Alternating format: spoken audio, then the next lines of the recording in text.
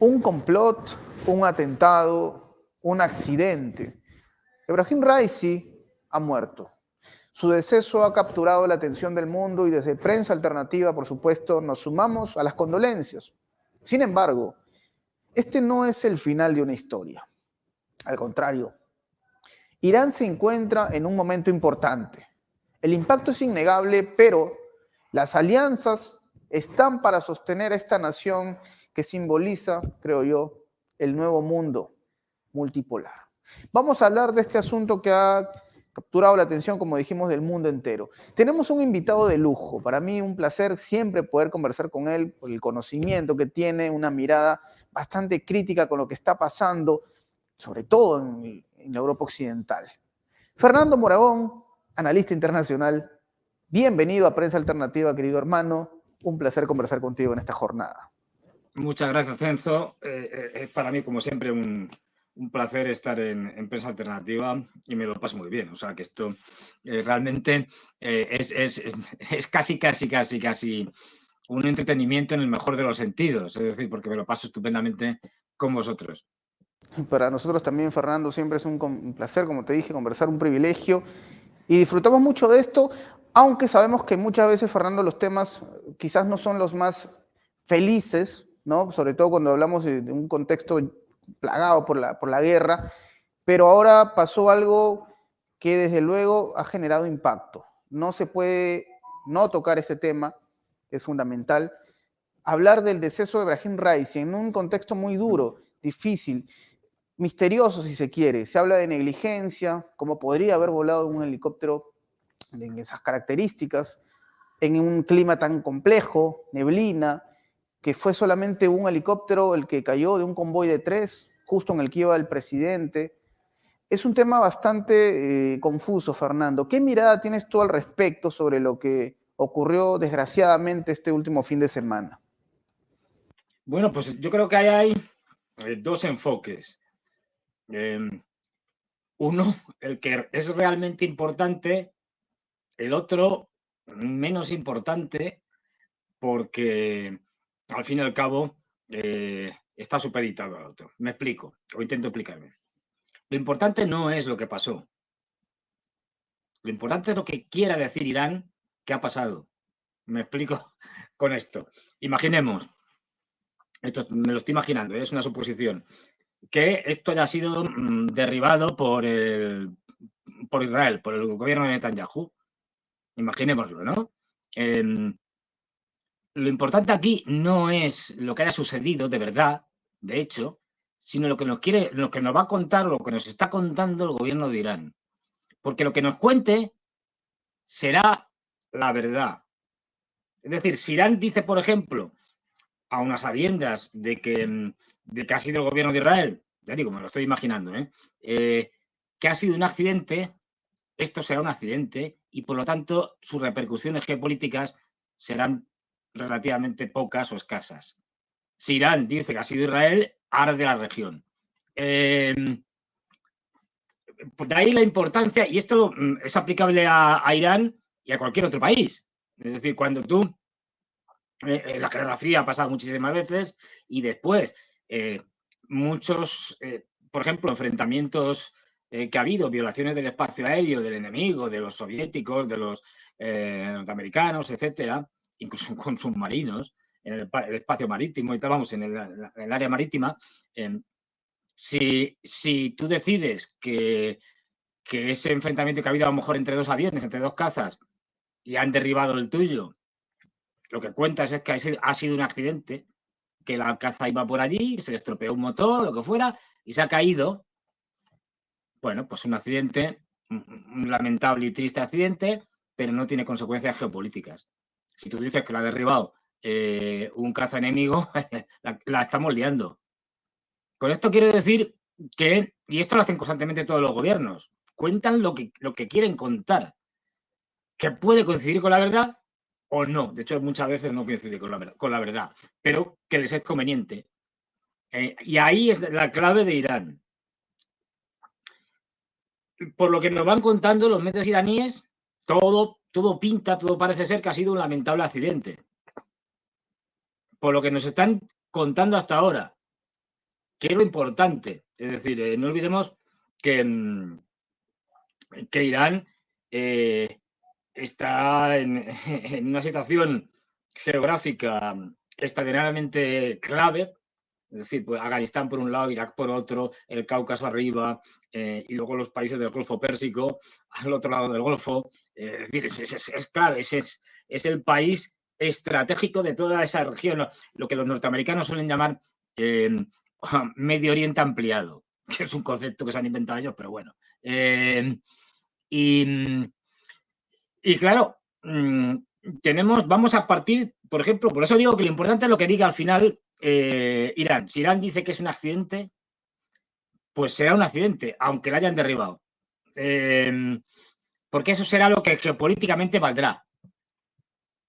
Esto es clave. Ahora bien, puede haber sido un accidente, ¿eh? Yo no lo sé. Estamos hablando de hipótesis. No digo que no, puede ser un problema de, pues eso, de mala coordinación, de no haber previsto bien, pues eso, la niebla esa tremenda y tal. En fin, vale. Lo que sabemos más, o queremos saber, lo que nos han contado, es que el presidente Raisi, con su ministro de Exteriores y otras figuras también muy destacadas, no solo iban él, habían ido a la frontera entre Irán y Azerbaiyán a una ceremonia donde se estaban inaugurando una central hidroeléctrica compartida de iraní y de Azerbaiyán, ¿no? Y allí estaba presente también su homólogo, no olvidemos, Raisi era presidente de Irán, con lo cual el homólogo en Azerbaiyán es el presidente de Azerbaiyán, Ilham Aliyev. Pues bueno, están de hecho las fotos ahí y tal, se pueden ver. Y estuvieron en la inauguración de esa presa y hablarían de muchos temas comunes, puesto que tienen frontera común y tienen muchos intereses comunes, al igual que divergencias comunes. Es decir, esto suele ser lo habitual, ¿no? En muchos países, o como muchos países. Bueno, y es a la vuelta de esa ceremonia cuando sucede pues eso, el accidente o el derribo, no lo sabemos, del helicóptero del presidente Raisi. ¿Quién puede estar interesado? Vamos a ver. Suponiendo que haya sido un ataque, que no lo sé. O sea, estamos haciendo hipótesis. Nadie me ha contado por ahí, oye, que ha sido un ataque, ¿no? Pero como siempre, bueno, vamos a descartar en principio la hipótesis del accidente, que es posible, también hay accidentes, y vamos a ir a quién le interesa esto. Pues bueno, ¿a Azerbaiyán le podría interesar? Difícilmente. Primero porque, hombre, si quería eliminar al presidente Raisi, no lo hace justo después de haber tenido una reunión con su presidente, demasiado descarado, digamos. Es verdad y es cierto que las relaciones iraníes con Israel son muy perdón, las relaciones de Azerbaiyán con Israel son muy buenas y Israel ha suministrado armamento, incluso se habla de que hay soldados israelíes observando en bases militares azerbaiyanas o azeríes. Es verdad que además Azerbaiyán de vez en cuando tiene reclamaciones sobre la provincia, digamos, de azerí de Irán. Ocurre una cosa que pasa también en otros países, y es que la mayoría, digamos, de los azerbaiyanos, que no olvidemos, los azerbaiyanos o azeríes, en este caso lo utilizamos como sinónimos, son musulmanes chiitas, aunque de lengua turcófona, no irania, como los iraníes, valga la redundancia. Es decir, y de hecho hay más azeríes en Irán, más población azerí en Irán que en la propia Azerbaiyán. O sea, hay más azerbaiyanos, digamos, en Irán que en su propio país. Esto ha llevado, porque Azerbaiyán durante bastante tiempo, estamos hablando ya del siglo XIX, etcétera, durante bastante tiempo Azerbaiyán perteneció a Irán, es decir, a Persia, se llama apropiado. Bueno, de vez en cuando hay reclamaciones más o menos expresas por parte de Azerbaiyán sobre ese territorio que consideran también parte de Azerbaiyán y que pertenece a Irán, de población azerbaiyana o azerí. A lo que contestan los iraníes de la misma manera, diciéndoles, oye, mira, pues a lo mejor vais a tener razón, pero vais a tener razón porque, puesto que la mayoría de los azeríes o de los azerbaiyanos viven dentro de Irán, y puesto que vosotros fuisteis parte de Irán, oye, lo que vamos a hacer es tragarnos a Azerbaiyán, es decir, incorporar a Azerbaiyán a Irán. Este tipo de tensiones son comunes, y cada cierto tiempo hay alguna puya que se meten unos y otros. Por el momento, de ahí no ha pasado, pero sí que tienen intereses contrapuestos en algunas cosas y en otras no. Por ejemplo, tienen interés en el desarrollo del corredor económico norte-sur de Rusia, que parte del norte de Rusia, San Petersburgo, etcétera, baja por Moscú y por allí llega hasta Azerbaiyán, desde la provincia de Dagestán. A partir de ahí, entra Azerbaiyán, que es clave para que vayan los trenes sin utilizar el mar Caspio, en el que ya está funcionando ese corredor, pero tiene un tramo, lógicamente, marítimo, que atraviesa el mar Caspio de norte a sur, o de sur a norte, y por ahí pasa por Azerbaiyán, y de Azerbaiyán pasa a Irán. Y esto es clave, porque este corredor norte-sur, económico norte-sur, le permite a Rusia, por ejemplo, o le va a permitir llevar todo tipo de mercancías, incluido petróleo en su momento y gas, etcétera, pero todo tipo de mercancías hacia Irán, a través de Azerbaiyán. Y a partir de ahí, en Irán, divergen hacia dos puntos distintos. Uno, Bandar Abbas, que es la famosa refinería y tal, y con puerto, que está en el Golfo Pérsico, y desde ahí, a tiro de piedra, prácticamente podrían comerciar. Cada vez Rusia tiene más comercio con los países del Golfo Pérsico, es decir, con Arabia Saudí, con Kuwait, con Emiratos Árabes, etcétera. Perfecto. Por otro lado, puede ir a un puerto al otro lado del estrecho de Hormuz, del famoso estrecho de Hormuz, que es como su nombre indica, es un estrechamiento que es muy fácil cortar por cualquiera, por ejemplo, por Irán o por Omán, porque justo el pedacito del otro lado del estrecho de Hormuz no está en manos de Emiratos Árabes Unidos, sino está en manos de Omán, ¿no? Hay un corte, digamos, territorial, ¿no? Y hay pedacitos separados de Omán que coge el estrecho de Hormuz. Bueno, pues ahí hay un puerto en el Golfo de Omán, ya pasado el estrecho de Hormuz, quitado ese gran problema que es el de Chabahar, y en donde la India tiene muchos intereses y tiene allí ya está desarrollando actividades y portuarias, y sobre todo tienen alquilados varias zonas exclusivas para el comercio de la India y para sus barcos. Claro, imaginaros, eso viene desde el norte-sur, o puede ir al revés, pero le permitiría a Rusia, por ejemplo, y a Irán también, suministrar gas y petróleo a la India, uno de los grandes consumidores de gas y petróleo, no es poca cosa. Y todo esto obviando otras rutas que tendrían más o menos que ver con Europa.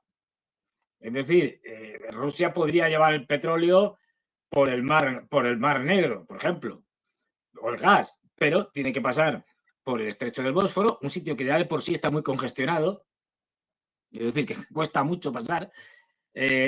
Tendría que, si es a través de gasoducto y tal, tendría que hacer algo con Turquía, y Turquía, pues la Turquía de Erdogan no es muy fiable, digamos, pero luego tendría que ir al canal de Suez, otro sitio también muy complejo, y te cuento, atravesar el Mar Rojo hasta llegar a Bab el-Mandeb, que ahora mismo está haciendo un daño terrible a Israel, porque por allí ya casi no pasan barcos, es decir, pasan muy pocos. Muy complicado. Y además con una pérdida de días. Pasar el canal de Suez te lleva un tiempo, o sea, no es una cosa que haces en un día. Y no te cuento si lo que hacemos es, por ejemplo, desde Noruega, coger un barco, pasar por el Canal de la Mancha, entre Inglaterra y Francia, seguir, circunnavegar España, Portugal, atravesar el Estrecho de Gibraltar, todo el Mediterráneo, Canal de Suez, en fin. Luego con esto ya están dejando a Europa de lado, ¿no? Ya mire usted, si yo quiero ir hacia la India, no tendría problemas, porque desde el puerto de Chabahar a la India la distancia es mínima, desde el punto de vista marítimo. Con lo cual dices, fíjate que te contaba antes que los azeríes están a la greña, están muchas veces tirándose las piedras con los iraníes. Lo que no quita para que otras cosas se lleven bien porque les interesa, porque eso sería beneficioso para todos. Es decir, que para que veamos la complejidad de estas cosas, ¿no? Al mismo tiempo que Azerbaiyán quiere quedarse con el corredor de Zangezur, es decir, la parte sur de Armenia, y Irán no está dispuesta a que eso suceda. Es decir, son relaciones complejas en las que en un determinado momento puede haber enfrentamientos en unas cosas y en otros cooperación. Y no es incompatible. Esto se ve mucho en la geopolítica, de países enfrentados, incluso enfrentadísimos, en guerra abierta casi, y que se ponen sanciones, hacen de todo, hacen guerra sucia, como fue el caso, bueno, y sigue siendo, de Estados Unidos contra Irán, lo que no quita para que en un determinado momento, si los intereses coinciden, bueno, se llega a un arreglo. Y ese fue el caso perfectamente conocido de Irán contra, que se le llamó, es decir, el caso en el cual Estados Unidos vendía armas a Irán, Irán pagaba a Estados Unidos y con ese dinero lavado compraba armas para la contra nicaragüense. Esto con el famoso Oliver North, el coronel Oliver North, siendo un poco el que llevaba todo el tema, en las que estuvieron encausados un montón de personas de alto nivel de la administración Reagan, pero que, como suele suceder en Estados Unidos, al final pues, se metió a Oliver North y no sé si alguno más en la cárcel por 4 días, o vamos, un año, lo que fuera y tal, no me acuerdo, y luego pues enseguida se lavó todo. Esto es importante. ¿Quién de los que están allí? Pongo el caso de Azerbaiyán como ejemplo de que se vea que hay múltiples intereses y que no dividamos siempre el mundo entre los que están del lado de unos y del lado de otros, porque incluso en la época de la Guerra Fría, la Unión Soviética y Estados Unidos, en lo que les interesaba, los dos cooperaban. Es decir, cuando las dos cosas. Bien, pero aquí la hipótesis, suponiendo que haya sido un ataque, que haya sido un atentado, la hipótesis yo creo que más clara es el gobierno de Israel, el gobierno de Netanyahu. Fíjate que me centro especialmente en el gobierno de Netanyahu, ¿no? Puede haber otras personalidades dentro de incluso de los militares y tal, que tengan otras ideas. Pero ¿qué tenemos? Tenemos un gobierno de Netanyahu que después del 7 de octubre dijo que esto lo acababa en 2 patadas. Es decir, el tema de acabar con Hamas, destruirlos completamente, que no quede ni uno, rescatar los rehenes, conquistar Gaza. Esto que lo hacía, vamos, con rapidez. Y han pasado ya muchos meses, no sé cuántos, pero 7, 8. Es decir, y no ha cumplido ninguna de esas 3 cosas. Para empezar. Y ojo, y con una población israelí que, si bien es una población mayoritariamente alineada con estas posiciones ultraconservadoras o drásticas o de los sionistas, se ha vuelto muy anti-Netanyahu. Ya era bastante anti-Netanyahu por los problemas que había tenido con su reforma judicial, que sacó a las calles a un montón de gente de todo tipo de partidos, porque lo que quería era básicamente cargarse la Constitución y que tuviera mucho más poder, ¿no? Y quitárselo a los jueces, al Poder Judicial. Bueno, o sea, que ya venía de antes, pero es que también tenía casos de corrupción que estaban siendo investigados y que están en procesos de investigación, de juicio, de lo que sea.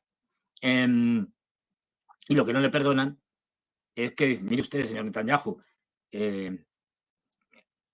algo muy grave, vamos, lo del 7 de octubre fue muy grave porque fallaron muchas cosas y usted es el máximo responsable. Para eso es el primer ministro.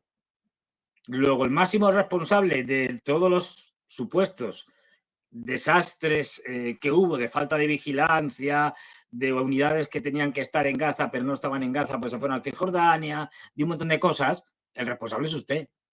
Luego, el responsable digamos, del desastre del 7 de octubre, el responsable último es Netanyahu. Y eso sabe Netanyahu perfectamente que le van a cortar la cabeza. Es decir, que eso, en cuanto haya elecciones, él, vamos, ni siquiera el Likud te lo va a presentar. Y ahora, además, con todas las barbaridades que ha hecho, él y su gobierno, tiene aún más problemas, porque le van a caer más juicios encima. Y no solo el caso del tribunal, del Consejo, no, ¿cómo se llama? El de Naciones Unidas. El Consejo, no, ¿cómo se llama? Justo la el de Naciones Unidas, el tribunal. No, lo que pasa es que la Corte Penal, justo La Corte Penal Internacional.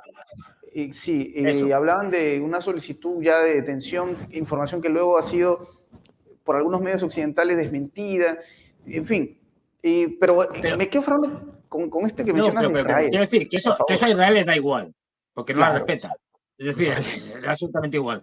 Pero tiene un problema Netanyahu, es que se sabe que no solo es un cadáver político cuando termine la fase de guerra, sino que puede acabar, vamos, casi seguro que va a acabar en la cárcel y por mucho tiempo. Esto ya termina en la cárcel. Es un problema para él. Es un problema para él. Y si es que termina en la cárcel, Fernando, porque de repente, sí. ¿no? Efectivamente, en la cárcel y puede que se suicide, como suele pasar muchas veces en estos casos, ¿no? Todo el mundo me entiende. ¿Qué es lo que está haciendo? Desde hace tiempo, una huida hacia adelante. Y en esa huida, él y su gobierno lo que están tratando es de provocar a Irán. Han hecho de todo para provocarles. La última operación que todos conocemos y que debería tener muy feliz a Netanyahu en ese momento cuando se hizo, fue el bombardeo del consulado de Irán en Damasco, en Siria. Un ataque terrible con muertes de militares de alto rango, contra una zona que es guerrillera y es territorio nacional iraní, como pasa con todos los consulados o las embajadas, ¿no? Que son territorio nacional del país que tiene allí su embajada o su consulado. Algo que Irán no podía dejar impune, ¿no? Algo tenía que hacer. Para sorpresa de Netanyahu, hubo, digamos, un cierto acuerdo entre norteamericanos e iraníes para que los iraníes dieran una respuesta satisfactoria para Irán sin que eso llevara a una escalada que incendiara todo Oriente Medio. ¿Por qué? Porque ni a Irán le interesa, ni a Estados Unidos ahora en periodo electoral tampoco, meterse en una guerra en la que tendría que mandar cientos de miles de hombres, es decir, sería un desastre. ¿Qué es lo que está intentando Netanyahu? Netanyahu lo que quiere es provocar a Irán para, de alguna manera, obligar a Irán a entrar en una guerra directamente contra Israel y así implicar también, de una manera ya total, a Estados Unidos con tropas terrestres, es decir, con ataques. Eso es lo que quiere el gobierno de Netanyahu. Y caotizar la región. Y allí ya pues, puede pasar cualquier cosa. Esto es lo que yo creo que sí ha habido un ataque, si no ha sido un accidente, ha sido el gobierno de Israel que lo que ha intentado, después del fracaso de la última provocación, es ir a aumentar el grado de provocación contra Irán de tal manera que Irán ya no pudiera, digamos, hacer un ataque moderado. ¿Por qué? Porque el asesinato del presidente de tu país es algo que no puede ser más que contestado con la guerra. De ahí que si ha sido esto, ya digo que no lo sé, es decir, es una hipótesis, si ha sido un ataque de Israel bien directamente o bien a través de algún proxy que tenga infiltrado dentro de Irán, que los tiene, ¿no? De vez en cuando los iraníes detienen a diferentes iraníes que trabajan para Israel. Bien, dependiendo de esto, o sea, si esto ha sucedido así, estaría ahora mismo, hasta donde hemos llegado, Irán actuando muy sabiamente. ¿Por qué?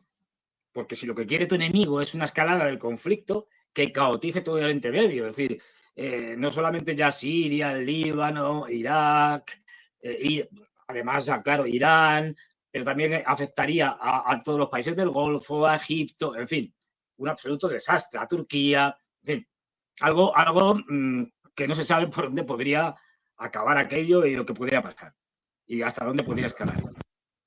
Entonces, Irán, consciente de ello, va y dice, o más o menos nos va indicando que esto ha sido un accidente. Se ha sido un accidente, al no reconocer a los israelíes como los provocadores, bueno, pues no hay causa, no hay problema. Ha sido un accidente lamentable, como hay otros muchos, y así está evitando lo que quiere Netanyahu, una escalada en Oriente Medio. Y al mismo tiempo los norteamericanos también estarían satisfechos con esta posición iraní, porque tampoco quieren ahora mismo imagínate lo que sería una guerra a lo bestia en Oriente Medio ahora como la campaña electoral para Biden. Sería el final de Biden y de los demócratas. Y entonces yo creo que ese es el principal sospechoso. Fernando, nos hace pensar también en otro detalle, porque, vamos, si es que este golpe efectivamente ha sido orquestado con complicidad en la interna, o en el propio Irán, quizás no del gobierno, pero en el propio país, y es que Irán es consciente de esto, porque de hecho ya Irán ha expresado esta voluntad de que las investigaciones sean exclusivamente ejecutadas por ellos, porque se había especulado que Rusia, que Turquía formarían parte de las investigaciones. Irán ha dicho, sabiamente, como tú dices, estas investigaciones serán hechas por nosotros y el mundo se enterará qué es lo que pasó. Pero, suponiendo que fue verdad, que Israel desde algún lugar del mundo orquestó lo que todos vimos y que Irán no se lo cobró de manera pública, esto pondría a Netanyahu en jaque, digamos que el golpe podría ser al mismo nivel un accidente en los próximos días, semanas, meses contra el líder actual del sionismo. Fíjate que yo creo que Irán está actuando muy sabiamente, se está dando tiempo a sí mismo, es decir, bueno, además es que efectivamente el accidente ocurrió o el incidente ocurrió en una zona montañosa, de difícil acceso, donde las investigaciones no se hacen tan fáciles como si hubiera pasado en una ciudad, por ejemplo. Eso llevará tiempo de coger todos los elementos, las pruebas, tal. Lo que se da tiempo a sí mismo para que esa investigación dure unos cuantos días, los que sean, y le va a dar tiempo tanto a ver ellos cómo se puede responder en el caso de que haya sido un ataque y además también ver con ese tiempo cómo reacciona el resto de la región y especialmente Israel. Es decir, a ver por dónde salen. O sea, que por lo pronto ya gana tiempo Irán mientras realiza esas investigaciones sin decidir si ha sido, y eso le pone a todo el mundo muy nervioso, sin decidir si ha sido un accidente o un ataque. Bueno, lo deja ahí, ya veremos lo que nos dicen las investigaciones. Dejemos que las investigaciones sigan su curso y ya tendremos una respuesta. Esto en principio me parece muy sabio por parte de Irán. Y luego, y por supuesto, hay que dar por hecho que desde que se produce este asunto, este incidente, rápidamente Putin se pone a hablar con los iraníes, son aliados estrechos. Han hecho una declaración con el que era el vicepresidente, que ahora es presidente interino hasta las nuevas elecciones, una declaración conjunta reafirmando sus lazos de cooperación, su estrecha amistad, que van a seguir trabajando en todo tipo de proyectos. Es decir, han hecho una declaración conjunta diciendo señores, esto no va a significar ningún problema para que las relaciones irano-rusas o ruso-iraníes sigan creciendo y fortaleciéndose. Que nadie lo dude. Es decir, al mismo tiempo, estarán hablando también con los chinos, estarán hablando también con los norteamericanos. Y Estados Unidos e Irán tienen muchas formas de hablar, a veces indirectas, como se hace a través de Omán, que es el lugar típico, el interlocutor típico que se utiliza en la zona cuando hay conflictos de todo tipo, de toda clase, para hablar de manera discreta o secreta, ¿no? Y lo ha hecho muchas veces, pero tiene otras muchas fórmulas, incluso en el caso más evidente, no olvidemos que Estados Unidos, aunque no tiene embajada, pero la representación de los intereses de Estados Unidos en Irán la lleva la embajada suiza. Es decir, que la embajada suiza podría transmitir, digamos, opiniones, ideas, declaraciones, o sea, documentos, etcétera, a Irán que le vinieran de Estados Unidos para dialogar de alguna manera indirectamente. O sea, que hablar están hablando todos, cosa que en principio es positiva. Es decir, y ya digo, es que Estados Unidos no tiene ningún interés ahora mismo en que esto escale. Esto le puede costar las elecciones a Biden, si escala, bueno, las elecciones y mucho más. Entonces, lo que yo creo ahora es que Irán, ya digo, va a dar un tiempo en función de lo que le interese y cómo lo vea. Decidirá si es un accidente o si ha sido un ataque. Ya digo que una cosa es lo que realmente haya sido y otra lo que a Irán le convenga que sea. Pero esto es aplicable a todos, o sea, que no es una cosa que hace Irán, la hace todo el mundo. A ver, voy a decir una cosa, pero como no digo ni el tiempo, ni en dónde, ni tal. Hubo un incidente, ha habido muchos, pero por ejemplo, un incidente hace ya muchos años, en el siglo pasado, entre España y Marruecos, que no se presentó como tal. Un avión español fue derribado por un avión, no sé si fue un avión o algún misil marroquí, no recuerdo ya, pero no se dijo nada de eso. La posición oficial del gobierno español de la época, igual que de Marruecos, es que había sido un accidente, un fallo de lo que fuera, del motor o de lo que sea. Es decir, que constantemente estas cosas se están haciendo. Que no pensemos, ¿por qué? Porque no le convenía en ese momento ni a España ni a Marruecos entrar en un conflicto. Daros cuenta de que, por ejemplo, en estos casos, y digamos durante toda la Guerra Fría, una de las cosas que se estaba haciendo constantemente por parte de unos y de otros era probar las defensas del enemigo. Y para eso te tienes que acercar pues eso, al territorio del enemigo o incluso sobrevolarlo un poco, o si vas en altura, como pasaba, por ejemplo, con los U-2 famosos norteamericanos que derribaron uno, los soviéticos, o los SR-71 que volaban aún más alto, eran aviones espía, pues bueno, a unas alturas enormes se espiaban desde allí. Quiero decir que, bueno, esto es algo que sucede constantemente. Entonces ahora Irán lo va a pensar, va a seguir hablando con todos, sobre todo con sus aliados, digamos, con rusos, con chinos y con diferentes países de la región, por supuesto con Arabia Saudí, es clave, y verá qué decisiones toma. Pero yo creo que esto al final se va a dar, creo, como un accidente, un fallo humano, un fallo de algún sistema del helicóptero, que debido a la niebla, las malas condiciones, etcétera, pues bueno, ha ocurrido esta lamentable tragedia. Porque no le interesa a Irán ahora mismo lanzarse, digamos, al juego. No le interesa hacerle el juego a Netanyahu. Es decir, porque ya digo, si reconoce que es un ataque, al final el atacante va a ser Israel. Es decir, está claro. Israel, directa o indirectamente, me da igual. Y eso obligaría a una guerra. Entonces, no creo. Sí, dime. No, perdona que te corte.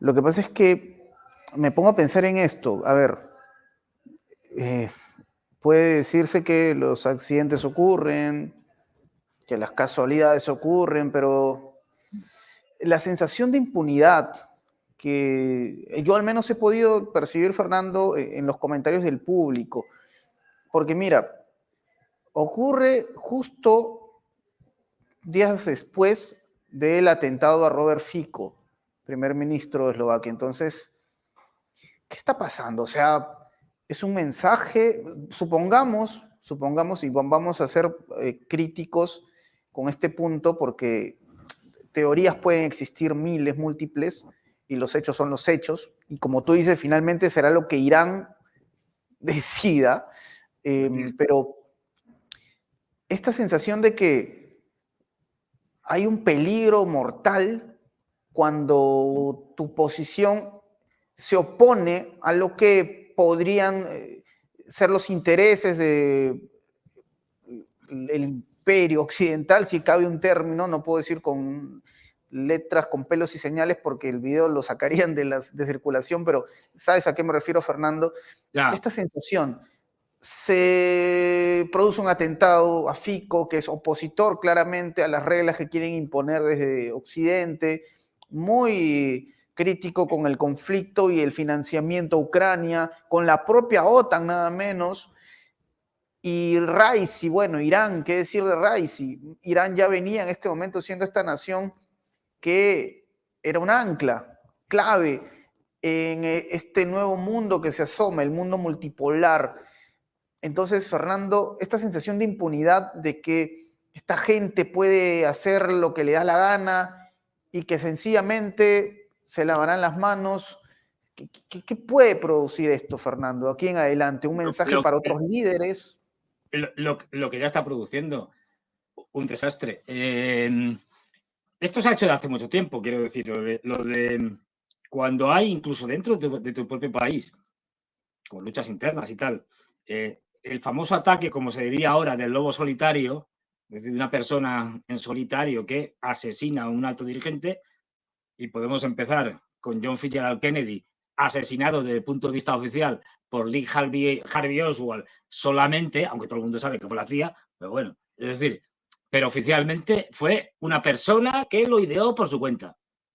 Y como eso tenemos mucho, el de Olof Palme en Suecia, también asesinado por otro lobo solitario, por otra persona a título individual, qué casualidad, pero es que tenemos en la misma Israel el asesinato de Isaac Rabin por un ultraortodoxo a título personal también.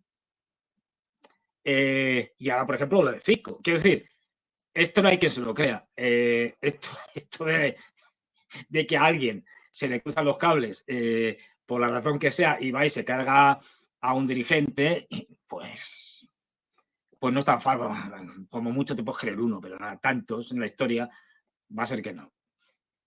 Esto puede tener muchas razones, es decir, desde eliminar a una persona que quiere llevar a tu propio país, como el caso de Kennedy, por una senda distinta a la que quería el resto del establishment político y económico, o como está pasando ahora con el caso de Fico, dar un aviso y no solo dar un aviso, sino que dar un aviso y decir, esto ya está puesto serio.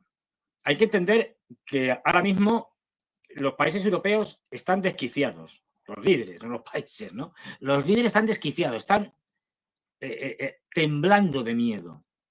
¿Por qué? Los líderes globalistas, que son la mayoría, de hecho están haciendo unas campañas absolutamente brutales y salvajes contra Rusia, ya diciendo abiertamente que, bueno, que estamos considerando lo de mandar tropas. La mandarán. Yo soy de los que pienso que van a mandarlas y cada vez que hablo con más gente que conoce el tema y tal, me da la razón. Es decir, por desgracia, esta panda de locos pues nos va a llevar a una guerra con Rusia. Lo que pasa es que como no tenemos ejércitos, pues será una guerra es muy especial, ¿no? Pero ya están diciendo, fíjate que el esquema es el mismo, ¿no? El esquema este de que ha pasado con los cañones, con la artillería al principio, luego con los tanques, con las bombas, con los misiles, con todo lo que han ido dando la OTAN a Ucrania, el esquema ha sido siempre el mismo. Al principio, no vamos a darles esto porque no, esto pondría una escalada, no. Siguiente paso. Bueno, podemos estudiarlo, quizá en el futuro, pero no ahora. Siguiente paso.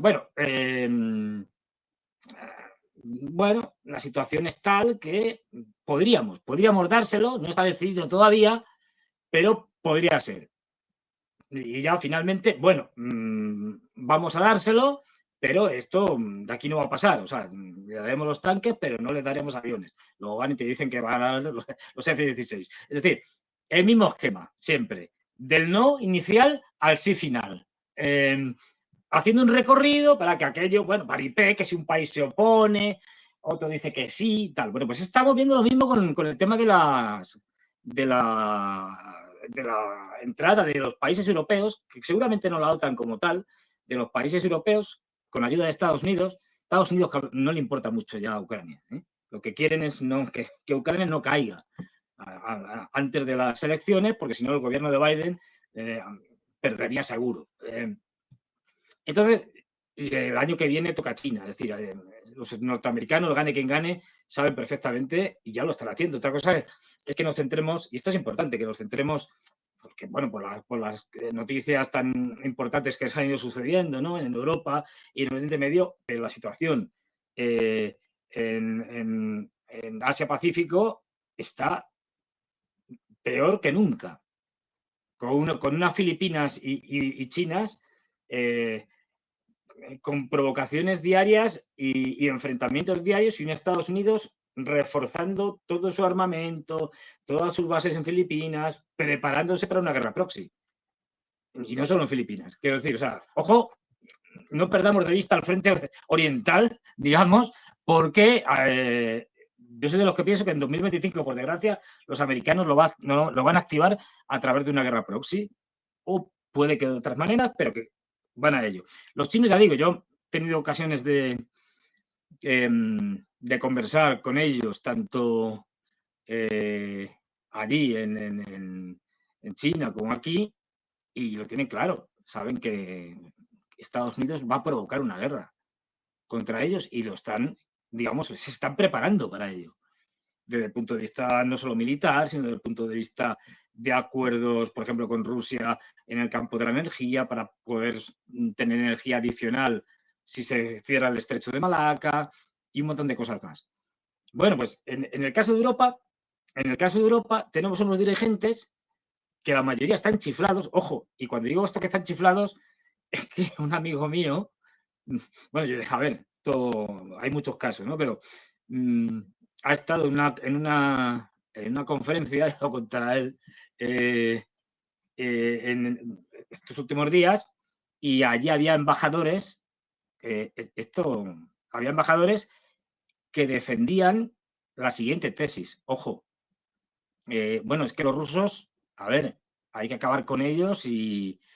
¿Por qué? Pues porque en el ADN, y no lo decía metafóricamente, su ADN es un ADN, el ADN de salvajes, de criminales, de gentuza. Entonces hay que exterminarles. Es decir, cambias la palabra judío por ruso y es el mismo discurso que te soltaba un señor con bigote hace unos años, hace bastantes años. Sí, pero para algo de un racismo que mi amigo por poco le dan allí, vamos, 7 infartos, como digo yo. Es decir, ante esas barbaridades. Esta es la élite europea de verdad, que lleva ya con el tema del zaguerra un cierto tiempo quitándose las máscaras, ¿no? Y que nos hablaban de democracia, de libertad y tal, y este tipo de cosas. Esto nunca se lo han creído y esto ha sido todo una parodia. Ahora están mostrando su verdadero rostro. Es un rostro racista, es un rostro supremacista blanco, es un rostro terrible. Pues bien, estos, y además globalistas, es decir, y por anglosajones, estos están ahora mismo muertos de miedo. Y ¿qué es lo que pasa? ¿Por qué están muertos de miedo? Pues porque Rusia va a ganar la guerra. Esto lo sabe ya todo el mundo. Es decir, la guerra de Ucrania la va a ganar Rusia. Esto ya no lo discuten ni los norteamericanos. Ahora bien, ¿qué supone eso? si la gana Rusia no solo la pierde Ucrania, la pierde la OTAN. Y eso es un problema para la OTAN, que la puede llevar a su desaparición, sin necesidad de que gane Trump, ¿eh? Simplemente porque va a ser tan evidente que no sirve para nada que los propios norteamericanos la van a disolver, ¿no? Es decir, si te derrotan en el escenario para el que tú creaste la OTAN, que es una guerra en Europa, contra antes la Unión Soviética, ahora Rusia, ¿para qué sirve la OTAN? Ya no tiene ningún sentido, ¿no? Y lo que buscarán es hacer fórmulas nuevas, porque Estados Unidos puede mantener el control sobre Europa de mil maneras. Con esto que quiero decir que los europeos nos van a llevar al desastre. Están muertos de miedo, saben que van a perder, saben que la OTAN va a caer y que se van a quedar sin el apoyo de sus amos globalistas, que van a decir, bueno, arréglense ustedes con lo que quede de Ucrania, si queda algo, y nosotros nos vamos a Oriente a pelear con los chinos. Tú imagínate el grado, bueno, y aparte de las querellas internas, ¿no? Porque se está intentando, después de las elecciones al Parlamento Europeo, dar un impulso, por llamarlo de alguna manera, a esta especie de dictadura de la Unión Europea, en la que la Unión Europea adquiera como institución más poder aún sobre los países en temas militares o de defensa, energéticos, de todo tipo. Se convierta esto pues en una especie de régimen totalitario, que ya lo medio es o lo es, pero ya mucho más cerrado, mucho más completo, con las cosas mucho más sujetas. Y claro, ahí hay peleas internas, ¿no? Los franceses quieren aprovechar que los alemanes están de capa caída y que están hundiéndose para que Francia y el señor Macron sea el presidente europeo de la próxima, de los próximos Estados Unidos europeos. Es decir, pero salen, claro, sale Mario Draghi, que dice, no, yo tengo aquí un informe que me han encargado, no olvidemos, Mario Draghi trabajó para Goldman Sachs, fue un hombre fundamental de Goldman Sachs en la integración de Grecia en el euro, tal, es decir, también trabajando con los Rothschild, es decir, un tipo absolutamente entregado a sus amos anglosajones. Entonces ya dice, no, yo tengo aquí un plan para hacer esto, pero aquí lo que me voy a colocar es yo, apoyado por Estados Unidos, con una serie de, entre comillas, tecnócratas. Ya sabéis que eso, cuando no quieres decir que son políticos, pues todos son políticos, dicen, no, es que este es un perfil de un tipo experto en tal cosa, ¿no? Aunque no lo sea o aunque sea cualquier cosa. Y hay una lucha interna entre diferentes cabecillas dentro de la Unión Europea, diferentes personajes que viven y han estado viviendo de la Unión Europea. No olvidemos que Mario Draghi, por ejemplo, fue presidente del Banco Central Europeo y que están ahí viendo quién se va a colocar de cabeza del desastre, ¿no? ¿Quién va a liderar lo que quede? Somos así de cutres y de ridículos y de realmente tenemos una élite política que es lamentable. Ojo, porque, ¿no? Aquí sí va a pasar. En Oriente Medio hay más actores razonables. Tenemos un actor completamente irracional, digamos, el gobierno de Netanyahu, y que además con muchas contradicciones. Tenemos otros actores que están demostrando ser muy, muy serios, muy racionales, desde el Yemen de los Houthi, el mismo Irán, pasando por Rusia, por Siria, por Irak, incluso por el Líbano. Es decir, que están midiendo mucho sus pasos hasta Egipto. Y bueno, una Unión Europea que no pinta nada, es decir, que está haciendo el ridículo más espantoso, porque ellos que siempre han defendido los valores de la democracia, de los derechos humanos, de la libertad, etcétera, y estamos viendo cómo no están haciendo absolutamente nada, más allá de bonitas declaraciones de vez en cuando, ¿no? De Borrell diciendo, no, es que está muy mal y tal, y hay que llevarles ayuda. Vale. Esos son brindis al sol. En la práctica, pudiendo hacer algo, no lo hacen. Y tenemos a un Estados Unidos que como está en periodo electoral, puede jugar a muchas cosas, dependiendo de en cada momento, según avancen los acontecimientos, cómo le interese moverse. Porque yo tengo muy claro que Estados Unidos ahora mismo no tiene realmente, para Oriente Medio, no tiene un plan B. Bueno, creo que no tiene ni un plan A. Es decir, más allá de apoyar a Netanyahu y compañía. Sin tener una fórmula para salir de aquello, ¿no? Y esperando que, bueno, Netanyahu se canse o yo qué sé, es decir, o que la propia población lo eche a patadas. Pero Están votando del África también, ¿no? Claro, es decir, entonces, bueno, o sea, confío más en que se logre salir del desastre en Oriente Medio, dentro de la dificultad que tiene, que en Europa no lo veo. Es decir, veo todo lo contrario, vamos de cabeza directos y de manera, digamos, imparable hacia una guerra contra Rusia. Ya estamos diciendo lo que te decía antes, en el esquema ese, que se me olvidaba, en el esquema ese de al principio no y al final es que sí, pues ya salió Macron diciendo lo de los 20.000 hombres. Bueno, no, luego dijo, bueno, no, pero luego salió la noticia de que había 100 soldados, que era en Slavian, franceses, que se dijo que no era verdad, que tal. Luego salió la noticia de los 1.500 de la legión extranjera que iba a mandar. Luego los polacos reconociendo Polonia, el primer ministro Donald Tusk, como había hecho Scholz antes, no, si es que ya hay soldados de la OTAN allí, lo que pasa es que no van como vestidos de la OTAN, ¿no? Pero ya estamos desde hace mucho tiempo. Los bálticos aprobando, como Lituania, aprobando el envío de tropas a Ucrania, así, o sea, pero a velocidad express, diciendo, no, a ver, no, si nosotros no vamos a ir a la guerra, no, que va, que es lo que nos están contando ahora. Vamos a ir a la parte de Ucrania occidental. No, la parte oriental no, allí no. Para revelar, o sea, para sustituir, por ejemplo, a los guardias fronterizos, etcétera, etcétera, que están en la frontera con Bielorrusia y que nosotros les sustituimos, no hacemos nada y así ellos pueden ir a la guerra contra Rusia.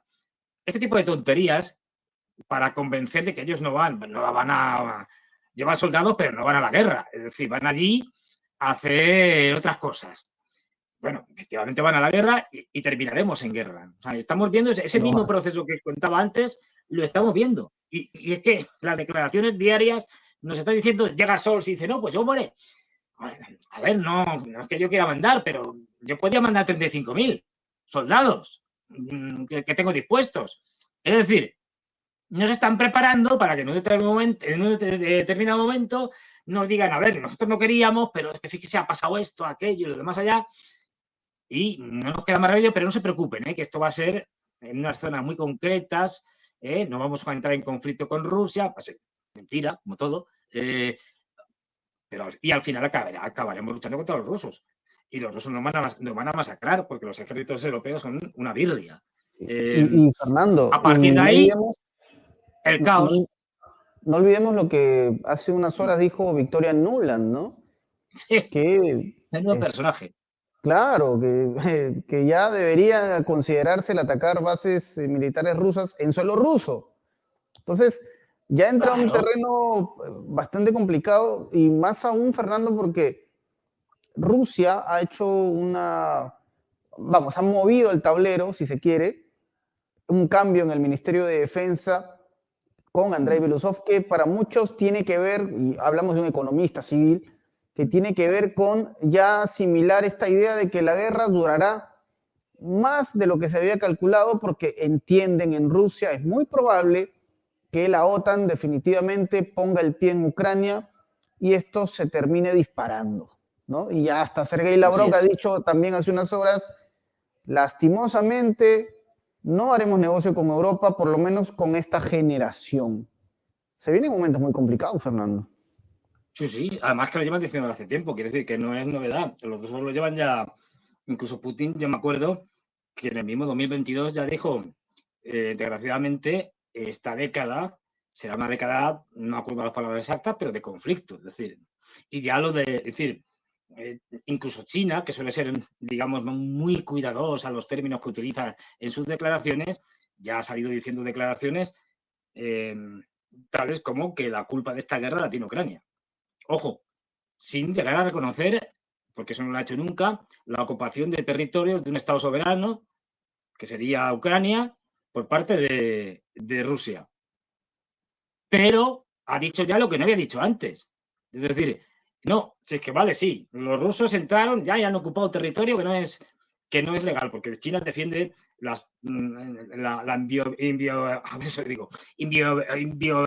inviolabilidad de las fronteras. Es decir, y por lo tanto de las fronteras reconocidas internacionalmente por Naciones Unidas, de los estados reconocidos internacionalmente por Naciones Unidas.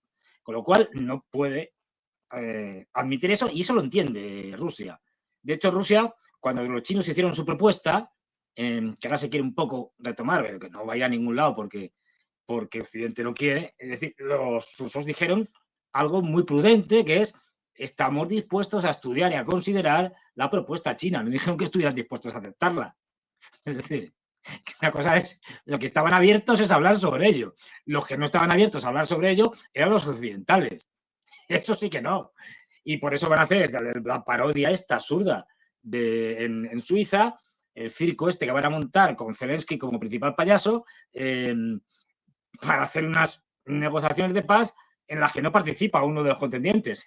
Van a ser las negociaciones de paz más absurdas de la historia de la humanidad, en las que solo se reúnen una parte.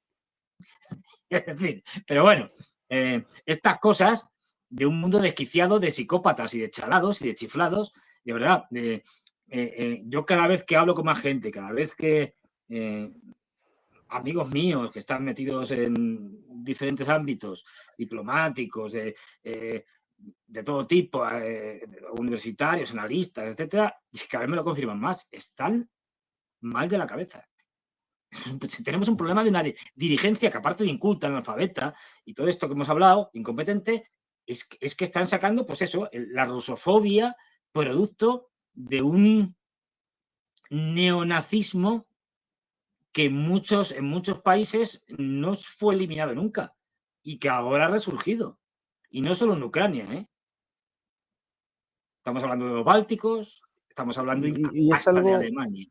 Y es algo que advirtió Robert Fico también en su momento, ¿no? Desgraciadamente ya sabemos lo que pasó con él, pero es algo que Robert Fico en su momento lo dijo, ¿eh? No se olviden de eso. Si mal no recuerdo, he leído que ya las investigaciones que está realizando el gobierno eslovaco sobre el atentado contra Robert Fico les lleva, no han dicho más, pero que les lleva a que ha habido, o sea, lo del lobo solitario no se lo cree nadie, a que hay una conexión exterior y esa conexión es Ucrania. Esto lo han dicho. Zelensky otra vez metido en un problema. Claro, pero enorme. Zelensky no lo haría. Claro, el SBU no lo haría solo si no le dan los británicos y los norteamericanos la aprobación. Correcto, o la ayuda. Fernando. Y ojo, que Víctor Orbán, que está también en el punto de mira, hará un paso muy valiente. Fíjate cómo está la situación en Georgia, donde el gobierno georgiano, legítimamente elegido, democráticamente elegido, se está enfrentando a una revolución de colores montada por los anglos, espectacular, montada, financiada y todo, y que encima tienen una presidenta de origen francés, lo que pasa es que, bueno, de familia georgiana, que adquirió la nacionalidad georgiana, pero francesa, por lo tanto, que defiende los intereses de Francia, deslegitimando a su propio país y a su propio gobierno. Es decir, y todo porque no es que fueran a prohibir, porque pedían, en una ley que ya está aprobada, lo que se pedía en esa ley, o lo que se pide, es que todas las organizaciones que haya en Georgia que tengan financiación de más de un 20% de otro país, esto va a afectar fundamentalmente dirigido a Estados Unidos, de otro país, tienen que hacer una declaración de quién le financia. Es decir, no se está pidiendo su expulsión ni su eliminación. No, no. Se está pidiendo que se sepa, que haya transparencia y que, por lo tanto, no haya financiación por debajo de cuerda, como pueden hacer Soros y compañía, que están allí. Bueno, pues Víctor Orbán va a hacer una ley igual. Ya lo ha anunciado allí en Hungría. Es decir, bueno, claro, esto, pues veremos qué pasa. Es decir, supongo que Víctor Orbán habrá aprendido y también, a ver, también es otro mensaje para los chinos. Es decir, mira lo que los que trabajan con vosotros y, por ejemplo, hacen, os encargan y vosotros habéis hecho, estáis haciendo una conexión de alta velocidad entre Belgrado y Budapest, serbios y húngaros. Pues tomar nota de lo que le ha pasado al señor Fico. Es decir, Macron no estuvo muy a gusto en esa visita, y no digamos ya con la interferencia de von der Leyen allí en la cena y luego diciendo barbaridades en una rueda de prensa contra los chinos. Es decir, que bueno, esto fue algo que me quedaba quedando sin batería. Fue algo bueno, inaudito, ¿no? Y ya cada vez hay menos pudor en decir claramente que el que no está con la OTAN está contra la OTAN. Y eso vale para cualquier europeo. Y es un temor lo que puede pasar cuando es que estos líderes se oponen. Pero bueno, Fernando, yo te quiero agradecer por esta conversación tan rica que hemos tenido, que hemos hablado de todo. Queda pendiente igual, sí, profundizar el tema de China, que está muy potente también, sobre todo luego de la visita de Vladimir Putin. Lo vamos a conversar seguramente en un nuevo programa, Fernando. Yo te pediría que nos des un mensaje, una reflexión de lo conversado para nuestro público, que te escucha con muchísima atención y que espera estas entrevistas, Fernando, para poder aprender siempre algo con tu conocimiento. Por favor, Fernando.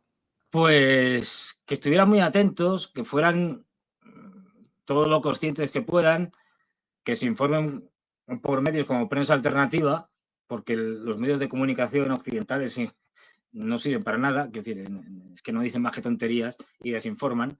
Y que estén muy atentos porque, ya digo, ojalá me equivoque, pero vamos a ir a peor. Ya sabes que yo vengo defendiendo desde hace mucho que estamos en una guerra mundial. En el caso de Oriente Medio y del frente de Oriente Medio y del frente europeo, que estamos en una guerra mundial híbrida es obvio. Incluso para China ya estamos también en una guerra mundial híbrida. Se le están aplicando sanciones y esos son elementos de guerra híbrida, por ejemplo. Pero lo que vamos a ver es que esto se va a extender. Ya hemos ido viendo cómo se extendió en África, se sigue extendiendo en África. Es decir, cada vez hay más países africanos que quieren salirse del neocolonialismo francés de Macron, con una Europa con una crisis económica brutal y esto va a ser, en el momento que se metan militarmente, esto va a ser un caos económico, que no quiero ni pensarlo, y con una guerra entre China y mejor dicho, Estados Unidos contra China, que eso puede ser tremendo, porque además estar implicado Japón, Taiwán, Filipinas, Indonesia, muchos países. No olvidemos una cosa, que el imperio está viendo cada vez que tiene más problemas, que están las últimas, y por lo cual, como no está dispuesto a morir plácidamente, pues va a seguir hasta el final. De hecho, los chinos, una de las cosas que vienen haciendo y que leí hace un par de días, y es que ellos vienen vendiendo deuda del Tesoro norteamericano desde hace ya más de un año. Es decir, el año pasado y lo que llevamos de este. Y la última venta que se había producido de bonos era la mayor de toda la historia por parte de los chinos. Es decir, aquí está todo el mundo jugando y los chinos tienen muchos elementos para colapsar y para atacar a la economía norteamericana y a lo que es su corona, el dólar. Ojo al asunto este. Así que atentos a todos los sitios, atentos a África, atentos a Europa, atentos a Oriente Medio, atentos a Asia, porque desgraciadamente en cualquier momento salta la chispa en cualquier lado, porque los norteamericanos están intentándolo de todas las maneras posibles y en todos los escenarios. Momentos históricos, lo recuerdo mucho cuando conversé contigo, este 2024 marcará esto. Cada día que pasa, cada semana que pasa nos sorprende lo que vemos, ¿no? Líderes vencidos, bueno, vencidos no es una forma de decirlo, caídos, mejor dicho, creo, líderes caídos, lamentablemente, sí, pero precisamente este espacio nos permite, gracias a Fernando, por supuesto, como un invitado, profundizar en estos detalles. Nos podemos quedar en el hecho nada más, como lo hacen plácidamente otros medios de comunicación, pero preferimos ir un poco más allá, encontrar eso que seguramente usted no encontrará en otra alternativa. Fernando Moragón, muchas gracias. Al público lo invito, que te puede ver, ¿cierto? En DMP Geopolítica, Fernando. Efectivamente. Muchas gracias por recordármelo. Me acuerdo yo, qué desastre que soy. Los viernes, el horario de España es el de, bueno, de la península es el de las 9 de la tarde o de la noche. Es decir, en cada país, porque debido a las diferencias horarias de Latinoamérica es unas horas u otras, eso os lo paso. Y bueno, podéis verme allí. Ahí sí que estoy solo, ¿no? Y allí puedo hacer más barbaridades, porque no comprometo a nadie, ¿no? Pero vamos. Y nada, hablando de diferentes temas, y como bien señala Enzo, es que no hay semana en que no haya un montón de cosas nuevas que es que no te da tiempo ni siquiera mencionarlas, porque es que vamos tan rápido, hay un acelerón de la historia tremendo. Sí, y ya ves, ya sabéis, los viernes, todos los viernes, a las 9 horas de Madrid, ahí estoy yo con mis líos y contando mis historias. Muchas gracias, Fernando. DMP Geopolítica, entonces, aparecerá en la descripción del video para que usted pueda ver el programa, el horario aparecerá también para que sepa en qué momento puede ubicar a Fernando, que igual, ya sabemos, YouTube nos permite, obviamente, almacenar todos los contenidos. Si es que se ha perdido algún programa, puede, por supuesto, ingresando a DMP Geopolítica, encontrarlo. Fernando Moragón, muchas gracias, querido amigo. Un placer conversar contigo, al público también. Ha sido una entrevista enriquecedora, como siempre, descubriendo cosas que tal vez no se sabían, ¿no? El público que de repente recién está viendo este programa porque se transmite en YouTube, le recomiendo mucho seguir DMP Geopolítica, Fernando Moragón y sobre todo los contenidos de prensa alternativa. Contenidos que, insistimos, si van ustedes revisando programas pasados, verán que sí, mucho de lo que estamos observando ahora mismo se dijo. Lo dijo Fernando Moragón, se escuchó aquí en Prensa Alternativa, y no se trata de alarmar, solamente entender que es un momento crítico que vive la humanidad, pero que, creo yo, aportando conocimiento, informando y dando una mirada distinta, se pueden hacer cosas, se pueden cambiar cosas, se puede concientizar sobre todo a la ciudadanía. Muchas gracias entonces, Fernando, querido público, al J también, que nos permite aparecer en este espacio, nuestro director Juan José del Castillo. Nos estaremos reencontrando en una próxima oportunidad. Hasta pronto.